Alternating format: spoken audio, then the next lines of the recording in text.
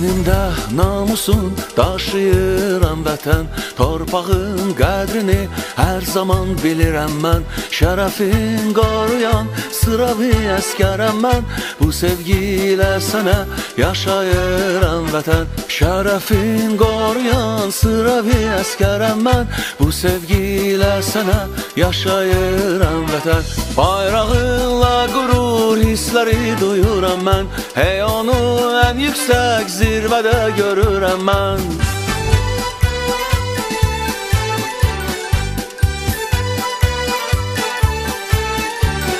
Bayrağınla qürur hissləri duyuram mən, hey onu ən yüksək zirvədə görürəm mən. Bu bayraq düşmənin məğlubun görəcək, qələbə saatı şübhəsiz gələcək. Bu bayraq düşmənin